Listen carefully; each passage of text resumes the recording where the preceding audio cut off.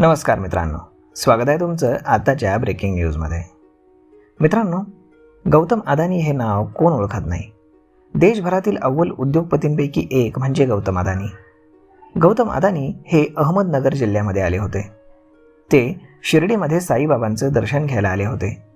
सपत्नीक साईबाबांच्या समाधीचं दर्शन घेत ते साई चरणी लीन झाले। त्या दरम्यान एका दृश्यानं सगळ्यांचंच लक्ष वेधून घेतलं।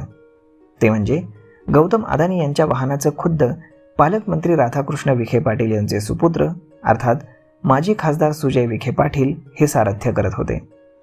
सुजय विखे पाटील हे गौतम अदानींचे वाहन चालवत होते। देशातले मोठे उद्योगपती गौतम अदानी हे शिर्डीमध्ये साईबाबांच्या दर्शनाला आले होते। त्यांनी सपत्नीक दर्शन घेत साईबाबांच्या समाधीवरती फुलं वाहिली, तसेच पांढरी शाल देखील अर्पण केली। त्यानंतर ते सपत्नीक द्वारकामाई तसेच गुरुस्थानाला भेट देऊन आले। तिथे जात त्यांनी दर्शन घेतलं।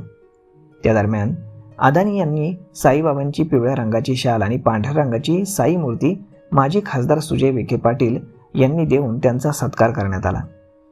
साईबाबा संस्थानचे मुख्य कार्यकारी अधिकारी गोरक्ष गाडीलकर हे देखील यावेळेस उपस्थित होते।